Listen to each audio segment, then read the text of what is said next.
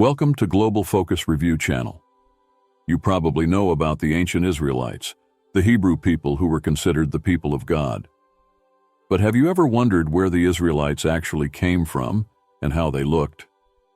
In this video, I will address a question that many people have asked, and that has sparked debates and theories. What did the ancient Hebrews, the Israelites, look like? Have you ever wondered about this? In this video, we will discuss exactly that. What did the ancient Israelites look like? Are modern Jews genetically similar to the Israelites? What was the skin color of the ancient Hebrews? What were their physical features? Before we start the video, I will consider archaeological evidence, particularly regarding the Hyksos people in ancient Egypt, to support our discussion on the ethnicities of ancient peoples. I will also mention the tomb of Ramesses III to talk about the physical appearance of ancient peoples, as well as Genesis 10, which describes the dynasties and peoples descended from Noah after the flood and who populated the entire earth. Additionally, I will take into account the geographical context of these characters in the formation of the Israelite people's ethnicity. The history of the Israelite people begins with their three patriarchs. The first patriarch, who is not only the ancestor of the Israelites, but also of several other peoples with a similar origin, is Abraham.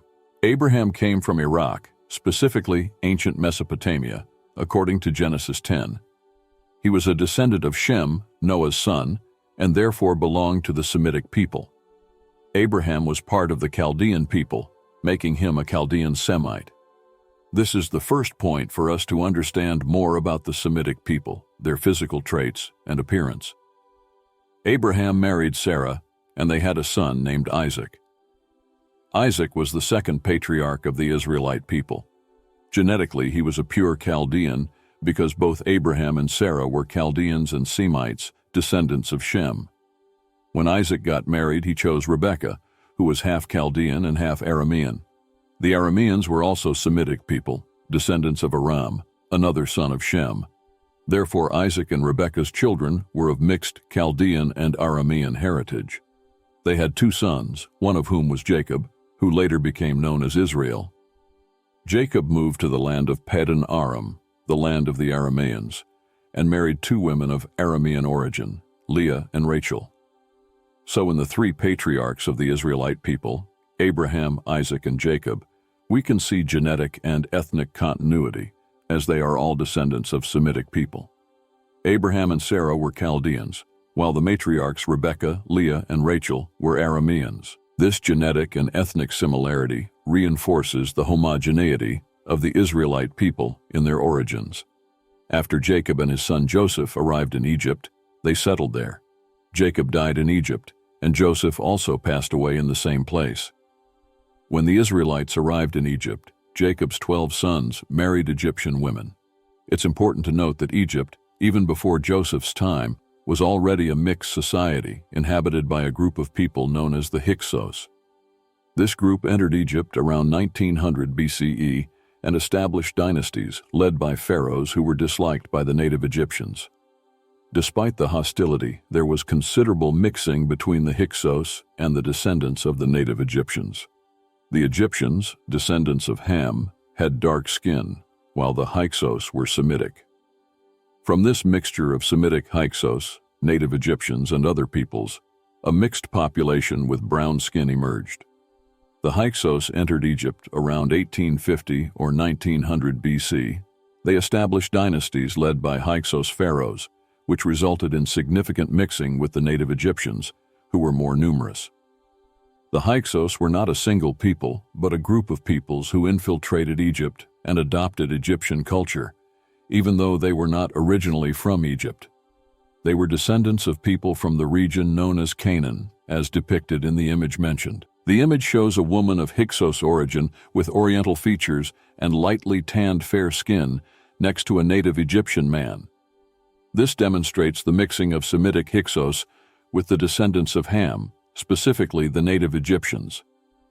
It's important to note that the presence of the Hyksos in Egypt is confirmed not only by archaeological evidence and Egyptian dynasties, but also by the Israelites' familiarity with these people.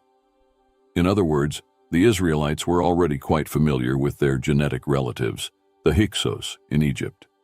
It's interesting to observe that when Joseph was taken to Egypt, he was led by the Ishmaelites, who were also Semitic and had already mixed with another Semitic people, the ancient Midianites. In the scriptures, we can find examples such as Esau marrying one of the daughters of Ishmael. Additionally, the Midianites are often mentioned alongside the Ishmaelites due to the merging of these people, who were all descendants of Abraham. The tradition among the ancient Semitic people of marrying within the same people, or at least from the same genealogical tree, continued in Egypt.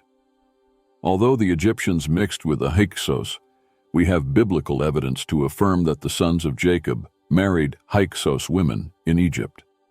An example mentioned in the book of Joshua is Caleb, who was a Kenite, a group associated with the Ishmaelites and also with the Jewish people, showing the mixture among these peoples. We can also observe the tradition of marrying people from the same people among the Israelites, who often avoided mixing with Canaanites, Egyptians, and other pagan Semitic peoples. However, there were times when the Israelites mixed with other groups, including the Egyptians and the Hyksos in Egypt. For example, Joseph married an Egyptian woman named Oth, whose name suggests a mix with Hyksos people. The Israelites, along with the Hyksos, are not white or black, but rather oriental, with a yellowish skin tone that tans easily in the sun. They have distinct features such as hooked or arched noses, elongated faces, expressive eyes, slightly thick eyebrows, and wavy, usually dark brown hair. It is uncommon for them to have light eyes, or blonde or red hair, although there are references to David and Esau having red hair, which actually meant a sun-bronzed skin tone rather than literal red hair. These details help us understand the appearance and physical characteristics of Semitic peoples in ancient times. The Israelites, from their origins, were people with a yellowish skin tone, descendants of Oriental peoples from the Middle East, specifically from Ur of the Chaldeans and Aram. They are described as having yellow skin in the tombs of Beni Hassan, dating from 1800 to 1900 BCE, where the ancient Hyksos, who were Semites and genetic relatives of the Israelites, are depicted with a different skin tone than the Egyptians. While the Egyptians, descendants of Ham, had brownish skin, the Semites had an oriental yellow skin tone with distinct features such as arched noses and straight or wavy hair down to the shoulders, distinguishing them from the native Egyptians, descendants of Mizraim. After leaving Egypt, the Israelites went towards Canaan and ended up mixing with some Canaanites, despite disobeying God's orders. They also mixed to some extent with the ancient Egyptians, who were already partially mixed with Semitic peoples. This means that the genetic makeup of Jewish descendants of the Israelites is mostly Semitic in terms of appearance. Another interesting point is the confusion that many people have, amplified by theorists on the internet and even on YouTube, who claim that the ancient Israelites were white people with blonde or red hair. They argue that since David had red hair, all Israelites must have had it too.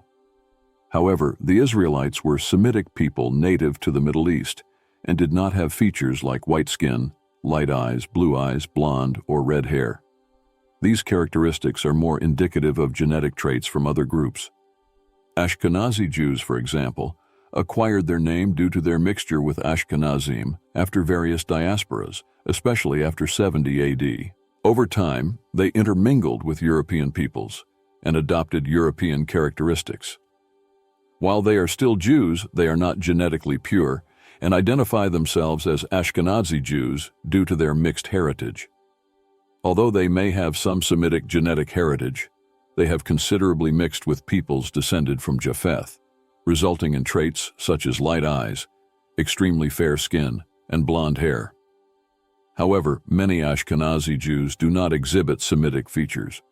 Therefore, claiming that ancient Israelites were blonde, white, or extremely fair ignores their true origin. There are theories on the internet suggesting that ancient Israelites were fair, blonde, or red-haired, as well as theories suggesting they were black. However, none of these interpretations align with the scriptures or the true origin of ancient Israelites, nor with archaeological findings about Semitic peoples and their appearance. Israelites primarily had a yellowish skin tone, a result of mixing with Egyptians who, in turn, were mixed with the Hyksos. Many Israelites were born with a light brown skin tone as a result of this mixture. None of them were purely black or purely white, but rather displayed a light brownish tone, indicating a blended descent.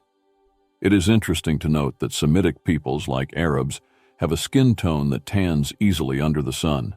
This is evident in Semitic families, where the father and son may have a light skin tone, but easily tan. For this reason, Semitic people and Jews in ancient times often wore turbans and headscarves to protect themselves from the sun. Ultimately, ancient Israelites had primarily a yellowish skin tone slightly bronzed by the sun, and some had a light brown tone. It is important to emphasize that Shem, Ham, and Japheth were brothers, highlighting the idea that regardless of our ethnic origins, we are all brothers. May God bless you, and see you soon.